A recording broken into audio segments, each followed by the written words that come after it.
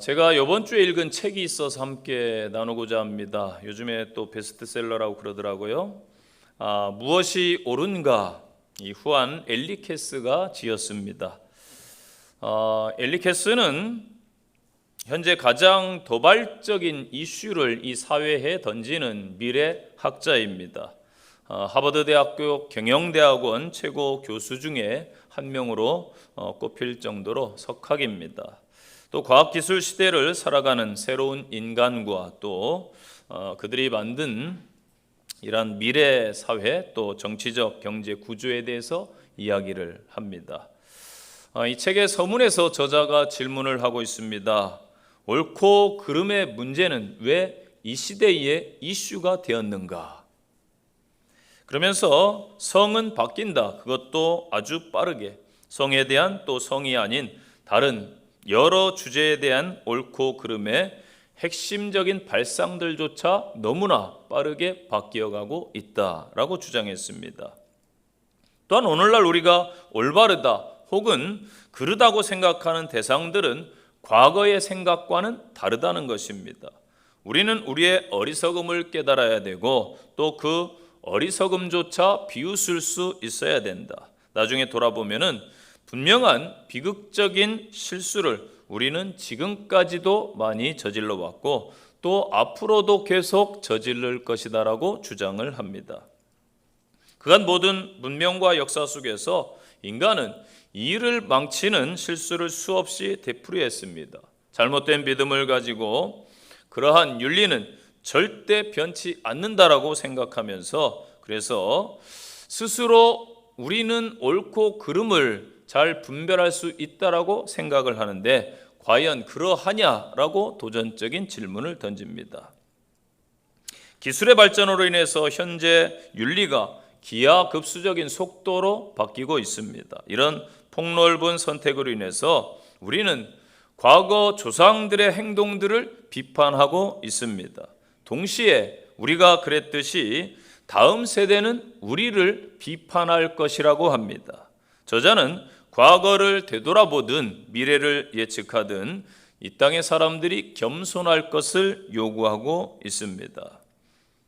이 저자는 전문 영역이 아닌 여러 분야를 통합적으로 다루고 있습니다. 그래서 우리에게 좀 질문을 갖고 또 이 세대를 바라보면서 토론을 활성화하기 위해서 이 책을 지은 목적이 있다. 그렇게 이야기합니다. 여러 주제는 6가지로 되어 있는데 첫째는 인간을 다시 설계하는 것이 과연 옳은 것인가? 두 번째는 기술 윤리를 바꿔가는 것이 과연 옳은 것인가? 세 번째는 이 세상의 어제의 세계가 과연 옳은 것인가? 네 번째는 SNS 속에서 무제한의 자유가 과연 옳은 것인가? 다섯 번째는 지금의 현재 세계 사회 시스템 구조가 옳은 것인가? 그리고 마지막으로 당신의 옳은 것은 모두 틀렸다라고 주장을 합니다. 그래서 결론이 무엇이냐?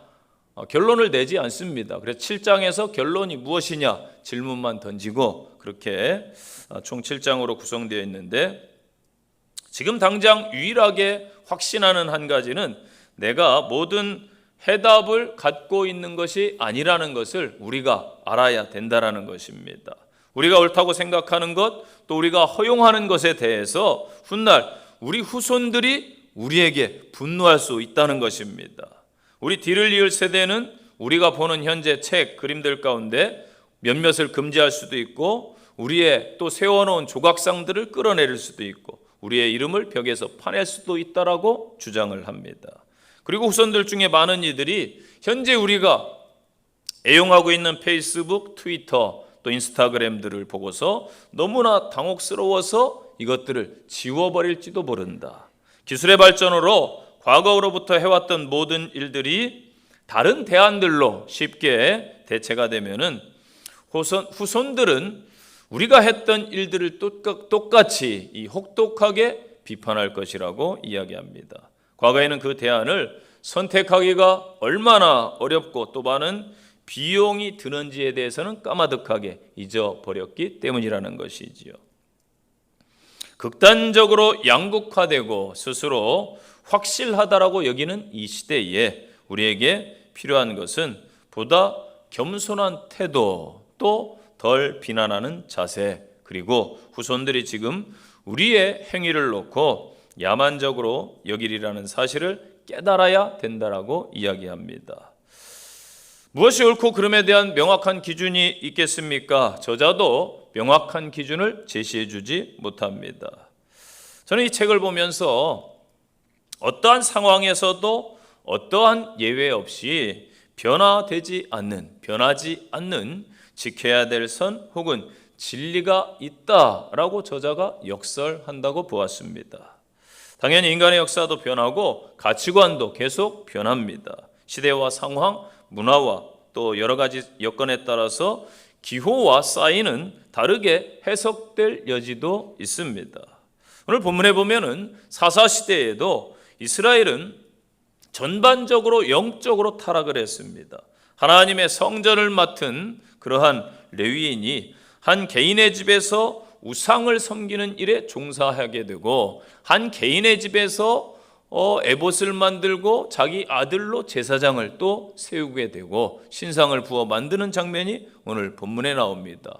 오늘 본문의 말씀을 이해하려면은 집에 돌아가셔서 17장 18절부터 쭉 같이 읽어 보시기를 제가 권면드립니다. 또한 레위인이 왜 성전 일을 그만두었는지 알 수는 없지만은 당시의 레위인이 성전이 아닌 개인의 신상을 돌보는 일을 감당했고, 18장에 가면 한 지파에 또 더 나은 선택을 해서 옮겨가는 그러한 모습들을 보면은 참 이스라엘의 비참한 영적인 상태가 어떠했는가 알 수가 있다라는 것입니다.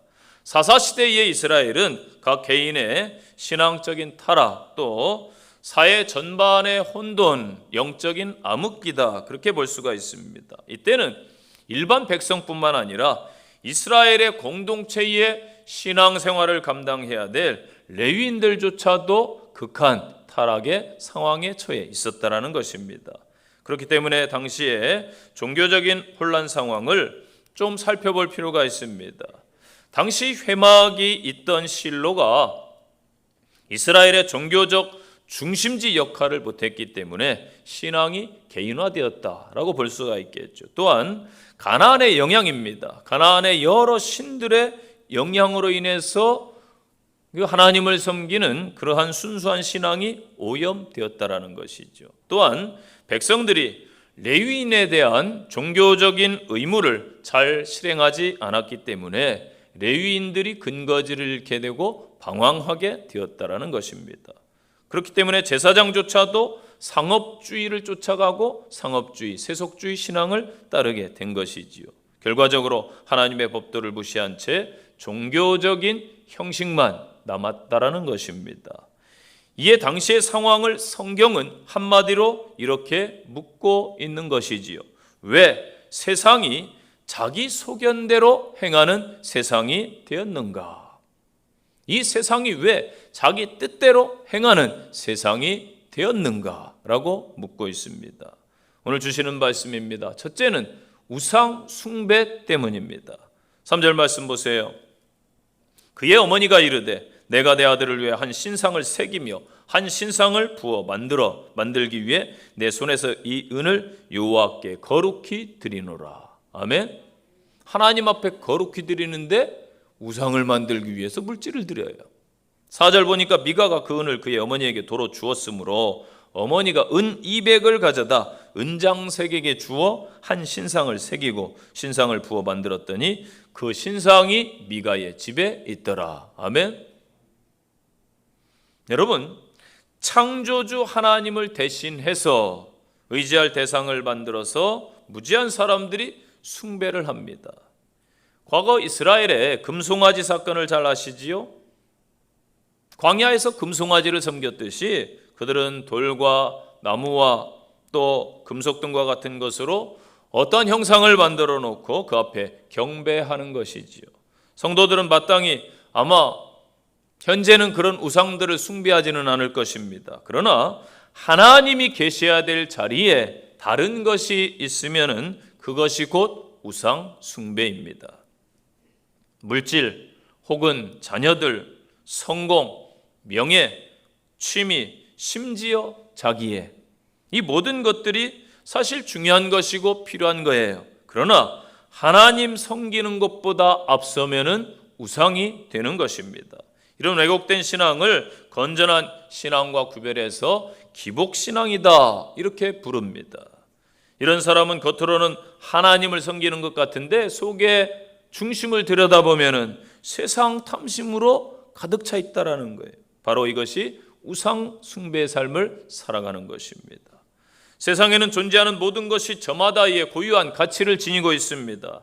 그 가치가 어떤 사람에게는 귀한 것이지만 어떤 사람에게는 같은 것인데 별로 소용이 없기도 합니다. 그래서 사람들이 추구하는 바가 다 다른 것이지요. 각자의 우상을 가지고 있는 것입니다. 그러나 중요한 것은 변하지 않는 가치가 최고입니다. 바로 예수 그리스도. 인류를 위한 하나님의 계획하심이 있기 때문입니다. 인류 구원의 유일한 가치가 되기 때문입니다. 모든 우상들을 내려놓고 이제는 우리들이 예수께로 다가가야 될 줄로 믿습니다. 현대 우상 숭배가 어느 시대보다 가장 저는 심각하다고 봅니다. 현대인들이 여러 우상 속에 살기 때문에 이게 우상 숭배인지조차 모르는 거예요. 일례를 볼 때에 제가 볼 때는 현재 지금 현대인들이 다 가지고 있는 거예요. 이게 우상이 되어 있더라고요. 출근할 때도 이걸 보고 퇴근할 때도 이걸 보고 지하철에서도 보고 길가에 앉아서도 보고 밥 먹는 데도 보고 카페에 사람들끼리 모였는데도 서로 이걸 보고 있어요. 이게 뭐 같아요, 여러분? 아이들도 보고 있어요? 예, 잘 아시네요. 휴대폰이에요, 휴대폰. 지금 현대 전 세계를 휴대폰이 선진국이나 후진국이나 뭐 아이나 어른이나 다 이걸 붙잡고 있더라고요. 이게 우상인지조차 모르고 어찌 보면은 너무 이것에 의존하면은 우상이 될 수 있다라는 것이죠. 하나님께서는 애굽 땅에 종되었던 이스라엘 백성들을 건져내시고 구원하시고 여러 기적을 통해서 하나님의 살아계심을 보여주셨습니다. 그리고 그들에게 말씀을 주시고 언약을 맺었어요. 그 언약의 증표로 말씀 10계명을 주셨습니다. 10계명 중에 제일 중요한 1계명, 나 외에 다른 신을 너희에게 두지 말지니라. 아멘. 여러분 하나님께서 살아계심을 믿으십니까? 여러분은 오직 하나님이 주인 되셨습니까? 아멘. 그렇다면 하나님께 온전히 맡기는 인생이 되시기를 바랍니다. 내 마음대로 내 뜻대로 사는 것 우상입니다. 우리 주님께서 우리를 구원해 주셨을 때에는 오직 주님만을 온전히 섬기기를 원하신 거예요. 우리는 돈과 하나님, 권력과 하나님, 세상과 하나님 사이에서 혹 갈등하고 계시지는 않습니까? 우리 주님은 오직 그 중에 제일 되기를 원하시는 분이에요. 성경의 역사를 보세요. 북이스라엘과 남유다의 멸망의 원인이 있습니다. 그 멸망의 원인은 딱 두 가지예요. 왕이 우상의 영향, 악한 영의 영향을 받으니까 좋은 일을 하지 않아요. 악한 행실만 합니다. 그러다 보니까 멸망의 길로 치닫는 거예요. 악한 행실과 우상 숭배, 이 두 가지입니다. 우리의 삶도 마찬가지예요. 마귀는 하나님을 섬기지 못하게 하려고 각종 우상들을 계속해서 우리 앞에 던져줘요. 그것을 따라가게 만들죠. 이게 역사입니다. 눈에 보이는 형상으로부터 해서 지금 시대는 보이지 않는 지식과 과학까지 맹신하게 함으로 하나님을 만나서 인간의 형상을 회복하지 못하도록 방해하고 있습니다. 현재 후진국들 아직도 토테니즘에 빠져서 막 관습들, 우상 인신제사 여러 가지 것들을 행하는 안타까운 사람들 보고 있지요. 그들은 그러한 우상을 지금도 숭배해요. 선진국이라고 뭐 다를까요? 선진국 스포츠가 우상되어 있고요. 쾌락과 성이 우상되어 있고요. 사람이 우상되어 있습니다. 지금 사람을 섬기는 아미들이라고 표현하더라고요. 팬덤, 팬클럽 뭐 보면은 과거에도 물론 있었지요. 이 음악을 통해서 악한 영이 역사하는 거예요. 선진국들조차 다 우상들이 지금 점령해 있단 말이에요. 엘리제 피츠패트릭은 그의 책에서 내가 미처 몰랐던 내 마음의 우상, 이 책에서 이런 말을 했어요. 사람들은 거룩한 삶을 살기를 바라지만은 현대인들이 대부분 습관적인 죄에 빠져 살아가는데 이 습관들이 곧 우상이다. 그렇게 정의했어요. 우리는 진지하게 자신에게 질문을 해야 됩니다. 나는 전심을 다해 하나님을 사랑하고 있는가? 아니면은 나의 흥미를 끄는 다른 것들이 내 우선이 되어 있는가? 혹시 우상을 섬기고 있는 것은 아닌지, 하나님을 주인으로 인정하고 최선을 다해 섬기고 따라가고 있는지 돌아봐야 된다라는 거예요.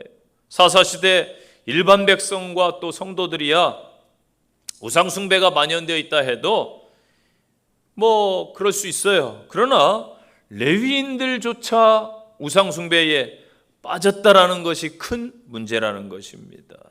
오늘날 세상 사람들이 다 우상을 따라가고 헛된 것에 빠져 있습니다. 성도들까지 따라가고 있어요.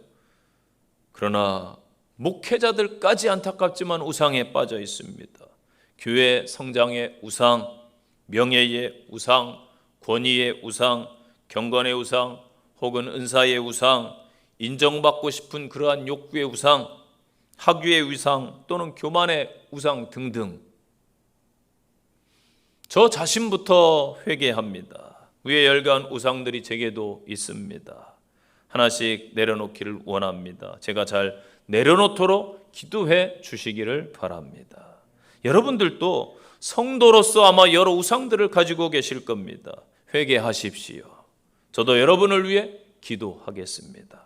또한 우리 교회를 위해서, 한국 교회를 위해서 우리 함께 회개의 기도를 해야 될 줄로 믿습니다. 기독교의 최고 가치는요, 성공이 아니에요. 바로 십자가입니다. 오늘날 큰 교회, 좋은 차, 박사학위, 기업화된 교회 다양한 프로그램, 물론 세상에 내놓기 좋고 보기에도 좋습니다. 교인들도 목회자들이 다 갖추면 좋아하겠지요. 그러나 과연 주님께서 그것을 좋아하실까요? 과연 우리 주님도 그러한 겉보기 갖춘 것을 과연 좋아하실까? 교인들에게 오늘날 목회자가 우상이 되는 교회들도 있습니다. 목회자는 말씀을 선포하는 자예요. 하나님의 말씀을 받아서. 그리고 여러분을 섬기는 자입니다. 목회자의 말이 그러한가? 여러분들은 성경을 집에 돌아가셔서 상고해 봐야 됩니다. 성경을 찾아보고 오늘 주신 말씀이 그러한가? 베레아 교인들처럼 신실해서 주신 말씀이 그러한가 살펴볼 수 있어야 되는 거예요. 목회자가 존경할 만하면 존경하시되 추앙하면 안 되는 것입니다. 교인의 숫자와 예배당의 크기와 연간 예산이 진리 판단의 잣대가 된 이 한국교회의 아픈 현실이기도 합니다. 주님이 원하시는 길은 여러분 좁은 길입니다. 초대교회부터 지금까지 변하지 않는 길입니다. 바로 십자가의 길입니다. 목회자로부터 우리 성도들로부터 그 길로 걸어가야 될 줄로 믿습니다. 우리 안에 있는 많은 우상들, 우상이라 인식조차 하지 못했던 것들까지 하나님, 성령님 저에게 알려주십시오. 하나님, 우상으로부터 승리할 수 있도록 저를 지켜주십시오. 기도하시기를 바랍니다. 우리 힘으로 우상을 이길 수 없고 세상을 이길 수 없사오니 예수 그리스도의 정결한 세마포로 옷을 덧입혀 주옵소서. 기도하시기 바랍니다. 두 번째 주시는 말씀, 기준이 되는 말씀이 실종이 되었어요. 말씀이 없어요. 5절 보니까 그 사람 미가에게 신당이 있으므로, 하나님의 말씀이 있어야 되는데 신당이 있어요. 에봇과 드라빔을 만들고 자기 마음대로 만들어요. 한 아들을 세워 그의 제사장으로 삼았더라. 여러분, 제사장은 어떻게 세우라고 그랬어요? 하나님께서 지정한 레위 족속을 통해서 제사장이 세워지되 정결하게 세워져야 됩니다.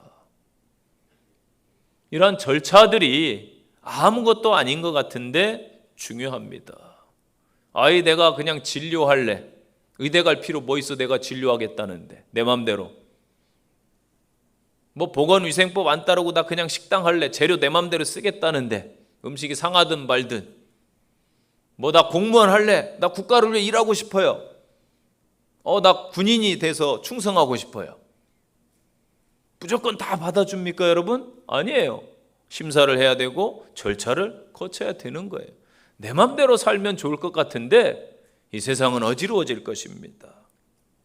개인주의의 신앙의 팽배함, 오늘날 사회도 개인주의가 팽배한 이 시대, 과거 사사시대가 이와 같았다라는 것입니다. 여러분, 성경 말씀을 캐논이라고 합니다. 곧 잣대, 기준이다. 성경 말씀 보니까 또 하나님의 말씀을 다림줄이다, 그렇게 표현한 것도 있더라고요. 자, 여기도 이렇게 조적해서 쌓았어요. 이 조적이라고 그래요. 벽돌을 한 칸 한 칸 쌓아가지고 건물을 보세요. 이 건축업자들이 전문가예요. 건물을 짓는 데는 기술자지요. 조적하는 기술자가 따로 있더라고요. 건축에 보니까 잘 쌓아요. 그런데 쌓으면서 기준점을 잡습니다. 그걸 뭘로 잡아요? 눈대중으로 대충 내가 30년 벽돌 쌓은 사람인데, 내가 자격증 가지고 있는데, 그렇게 쌓는 게 아니에요. 실로 된 새로 된 동그란 원형 추가 있더라고요. 그걸 다림줄이라고 그래요. 그걸 위에서부터 쭉 내려뜨리면 무게 중심 때문에 일직선으로 쭉 섭니다. 그것으로 보면은 조금 삐뚤어진 부분이 있고 그걸 세워놓고 쌓아가더라고요. 아무리 내가 잘 쌓아도 인간은 정확하지가 않습니다. 그게 하나님의 말씀인 거예요. 시편 19편 105절 말씀 보니까 주의 말씀은 내 발의 등이요 내 길의 빛입니다. 아멘. 우리의 길을 비춰주는 말씀이 기준인 거예요. 사람마다 자기 자신이 가진 기준이 있더라고요. 그 기준으로 모든 것을 판단하고 평가를 합니다. 오늘날 신앙인들도 마찬가지예요. 자신이 그리스도인이라고 생각하는 많은 사람들이 자신만의 신앙의 기준을 가지고 있습니다. 철석같이 믿고 신앙생활 하지요. 그런데 그 기준이 여러분 어려서부터 지금까지 계속돼 왔나요? 좀 바뀌었을 거예요 아마. 저도 좀 바뀌었습니다. 기준이. 제가 처음에 신학대학교에 갔을 때 그런 기준이 있었어요. 아주 그냥 율법적이어서 신학교에 오니까 천사들만 있을 줄 알았더니 웬 마귀들이 많아. 그래가지고 제가 정죄를 했어요. 저 마귀, 저 마귀, 저 마귀. 그러니까 얼마나 율법적인 거예요. 그런데 제가 이제 소명을 받고 목회를 해야겠다 하고 와서 보니까 영혼으로 보이는 거예요. 야, 안타깝다. 쟤네들도 나와 같은 심정으로 신학교에 억지로 온 애들도 있겠지. 그래가지고 후배들을 다독였어요. 때로는 헛짓거리 하는 애들도 있어요. 괜찮다. 이겨내도록 노력해보자. 그러면서 후배들을 이렇게 같이 운동하던 후배들 다독이고, 그전 같으면 그런 게 어디 있어요. 상종을 안 해버리지. 괜히 틈을 주지 말자. 그런데 조금 변하더라고요. 가치관이. 목회하면서도 마찬가지예요. 부여 목회할 때까지 교회 늦어요? 큰일 납니다. 예배 시간에 늦으면 문 걸어 잠궈버려요. 그리고 혼내켜요. 어딜 하나님과의 약속인데 예배를 늦습니까? 뭐 합니까? 그러면 안 됩니다. 심지어 몇 천만 원 손해보더라도 울릉도에 있을 때에 교회 와야지 어딜 불안불안해 하는 거예요. 비만 오면 남을 무슨 상할까봐 불안불안하고. 사실 저는 그때까지도 사실 처음이니까 잘 몰랐지만은 이들에게 몇 천만 원은 정말 큰 거거든요. 그런데 제가 겁도 없이 젊어가지고 남물이 중요합니까? 하나님이 중요합니까? 저도 믿음 없으면서 그랬단 말이에요. 근데 지나놓고 보면서 사람이 우선이구나. 그걸 깨닫게 해주시더라고요. 목회 가치관도 조금씩 변하더라고요. 사람이 우선이구나. 그 가늠한 여인을 예수님이 감쌌던 모습을 조금은 이해가 됐어요. 너도 그런 사람이 아니냐. 여러분은 어떤 기준을 가지고 사십니까? 물론 자기 기준이 있어요. 그런데 제일 중요한 것은 말씀을 기준으로 삼으면은 때론 내가 이해할 수 없는 일이라 할지라도 하나님의 경영하심을 신뢰하시고 모든 삶의 기준을 하나님의 말씀으로 삼으시기를 바랍니다. 미국의 전직 대통령이었던 이 지미 카터 대통령을 아시죠? 참 훌륭한 분이에요. 이분이 고등학교를 졸업할 때에 그의 멘토인 그 선생님인 줄리아가 카터에게 권면의 말을 해주게 됩니다. 카터가 이 말을 붙들고 살았어요. 변하는 시대에 잘 적응해야 하지만 또한 변하지 않는 진리들을 잘 지켜가거라. 세상을 따라잡으려고 염려하고 애쓰기보다는 내가 그리스도인으로서 변할 수 없는 신앙의 원리를 더 지켜야 된다는 사실을 잊지 마. 그렇게 선생님이 권면을 해줬습니다. 제 지인들 중에 이 전투기 조종사들이 있었어요. 출신들이. 지금은 이제 여객기를 몹니다. 군에서 사관학교 제대하고 여객기를 모는데 이들이 사관학교 때 이야기를 해주더라고요. 철저하게 비행하기 전에 훈련을 얼마나 시키는지 막 너무 돌려가지고 막 맨날 세상이 뱅뱅 돈대요. 그리고 정신없을 정도로 막 어지럽고, 그런데 그곳에서 옥석을 가려낸대요. 왜냐하면은 비행기 값이 비싸잖아요. 스텔스기는 뭐 천문학적인 숫자 아닙니까? 이런 거 하나 떨구면은 국방력에 큰 영향을 주고, 또 전투에서 공군의 위치가 중요하기 때문에 여기에서 가려내는 거예요. 그래가지고 너는 전투기 조종사가 될 수 없어. 나는 하고 싶다고 해서 되는 게 아니더라고요. 그래서 적합한 자들을 훈련을 시키면서 훈련시키는데 제일 많이 들었던 것이 내 감각을 믿지 마라. 우선 계기판을 잘 봐라. 그런 이야기를 많이 듣고 훈련을 받는다고 합니다.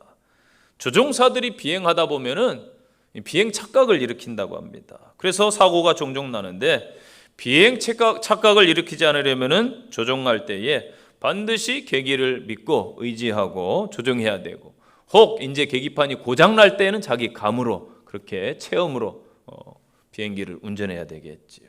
여러분, 신앙생활도 신앙생활을 하려면은 자신의 감각, 체험, 추측을 다 내려놓고 비행기의 계기판을 보듯이 냉정하게 하나님의 말씀을 따라서 신앙생활해야 될 줄로 믿습니다. 모든 죄의 근원 시작은 하나님께 있는 게 아니에요. 사람에게 있어요. 하나님께서는 분명한 말씀으로 분명한 지표를 주셨건만 인간이 하나님을 떠나서 말씀을 외면하는 거예요. 우리는 이 세상의 주변에 하나님의 말씀을 선포해야 될 줄로 믿습니다. 죄인들을 향해서 외쳐야 되는 거예요. 하나님 말씀 안에 구원이 있고, 하나님 말씀 안에 지혜가 있고, 예수 그리스도 안에 참 생명이 있음을 선포하시기를 바랍니다. 예수님은 선지자들이 선포한 말씀을 이루려고 이 땅에 오셨어요. 그리고 공생의 기간 동안에 그 말씀들을 성취하신 것입니다. 우리 성도들은 이 시대의 지식과 가치관을 따라가는 것이 아니라, 내 경험, 내 생각을 따라가는 것이 아니라, 마귀의 속삭임을 따를 것이 아니라 온전히 하나님의 말씀을 쫓아가시기를 바랍니다. 구약시대 하나님의 말씀을 붙들고 평생 살던 사람들이 선지자들이에요. 그런데 이 선지자들은 늘 소수의 사람들이었습니다. 이들은 시대의 흐름에 따라서 말씀을 선포하지 않았어요. 엘리야 시대에 다수의 거짓 선지자들이 있었는데, 엘리야는 하나님의 말씀만 선포했어요. 아합에게 그 말을 선포하면은, 이세벨에게 그 말 선포하면 듣기 싫어할 줄 알아요. 그러나 하나님의 말씀이기 때문에 선포한 거예요. 땅 위의 사람들이 번성할 때에 하나님께 은혜를 받은 사람은 소수였습니다. 누구예요? 노아와 그의 가족뿐이었어요. 성공하고 복받고 번영하는 다수가 되기보다는 하나님의 말씀을 기준 삼아서 따를 줄 아는 소수의 신앙인들이 되시기를 간절히 축원드립니다. 세 번째 주시는 말씀, 참된 왕이 없기 때문이었어요. 6절 말씀 보세요. 그때에 이스라엘의 왕이 없었으므로 사람마다 자기 소견에 옳은 대로 행하였더라. 아멘. 이 땅의 성도는 두 가지 유형이 있습니다. 첫째는 인생의 환난과 고난 속에서 정말로 흔들림 없이 요동치 않는 성도예요. 전혀 흔들리지 않아요. 어떠한 경우에도. 또 한 경우는 조금만 환난이 와도 이리 흔들 저리 흔들 원망하며 불평하는 그러한 성도들이 있습니다. 마지막 때 우리는 어떠한 위치에 서야 됩니까? 누가복음 21장 34절 보니까 너희는 스스로 조심하라. 그렇지 않으면 방탕함과 술 취함과 생활의 염려로 마음이 둔하여지고 뜻밖의 그날이 덫과 같이 너희에게 임하리라. 이날은 온 지구상에 거하는 모든 사람에게 임하리라. 이러므로 너희는 장차 올 이 모든 일을 능히 피하고 인자 앞에 서도록 항상 기도하며 깨어 있으라 하시니라. 아멘. 우리가 예수님을 믿는다는 게 뭐예요? 그 희생의 대가를 통해 십자가를 통해서 신분이 회복된 거예요. 하나님의 자녀로 다시 돌아간 것이지요. 그러므로 그리스도인의 모든 것은 내게 아니에요. 우리를 위해서 값을 치르신 그분의 것입니다. 예수님이 자신의 생명으로 우리를 값주고 사셨기 때문입니다. 고린도후서 5장 15절 말씀을 기억하세요. 그가 모든 사람을 대신하여 죽으심은 살아있는 자들로 하여금 다시는 그들 자신을 위하여 살지 않고 오직 그들을 대신하여 죽었다가 다시 살아나신 이를 위하여 살게 하려 함이라.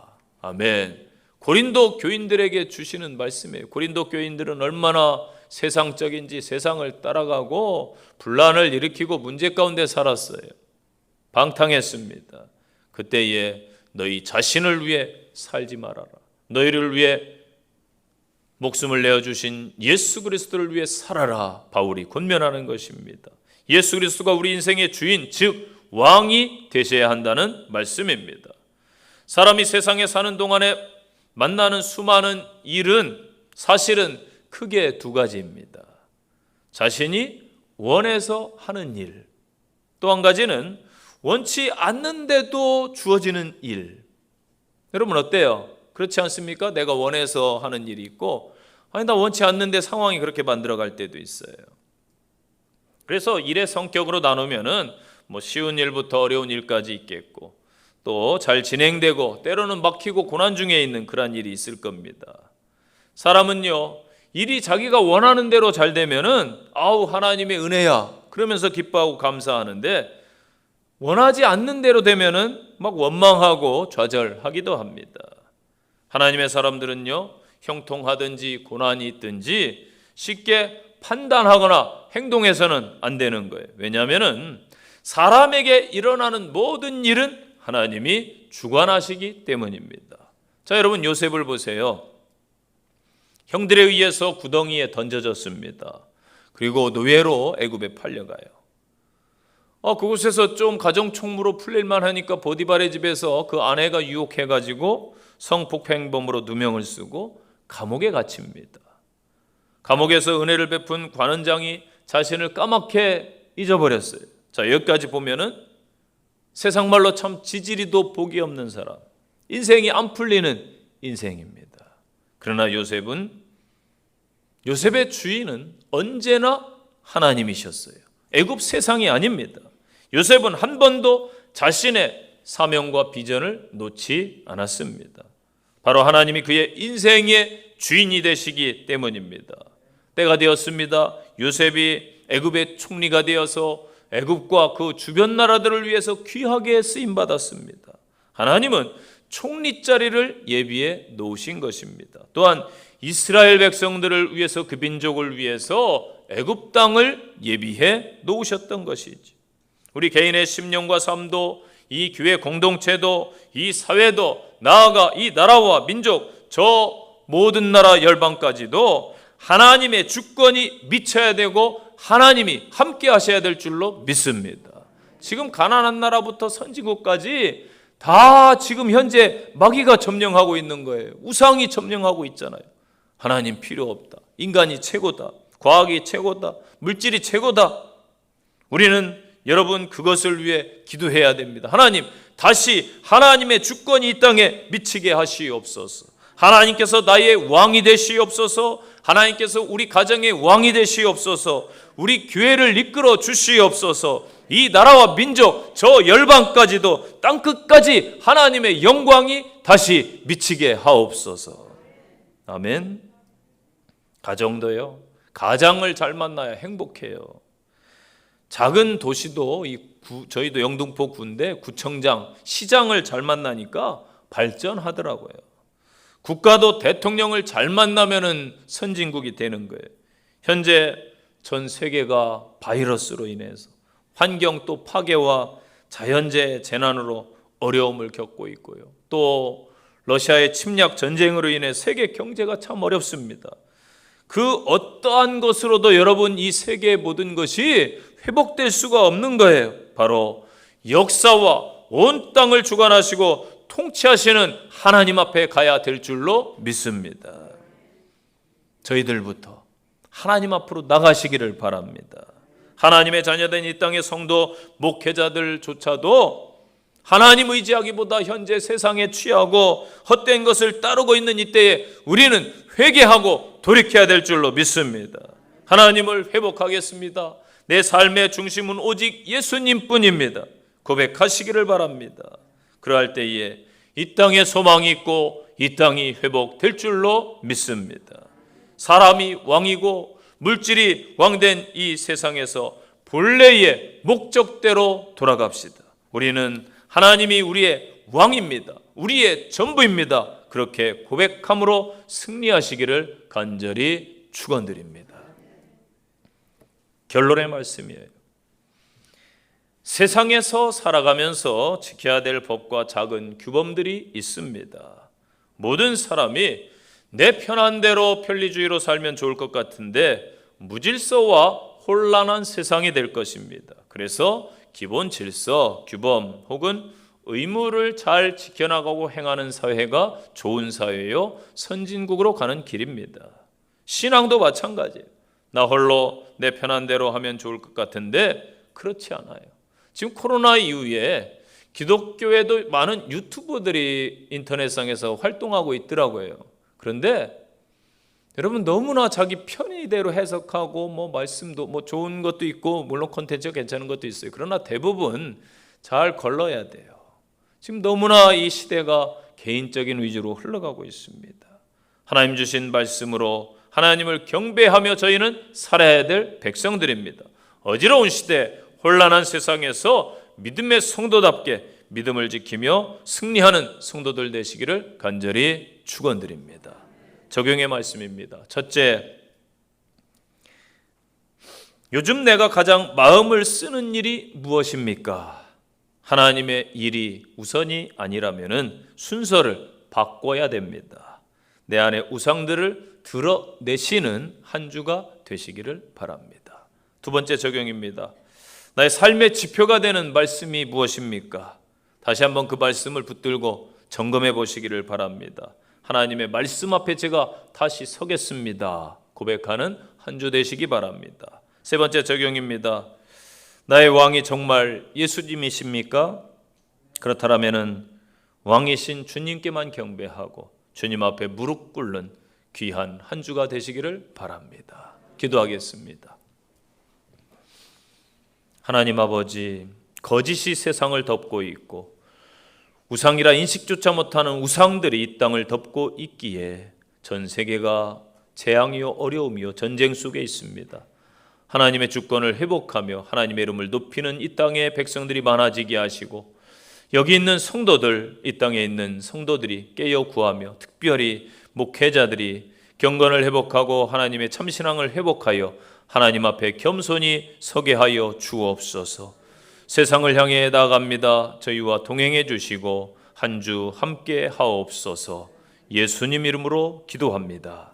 아멘.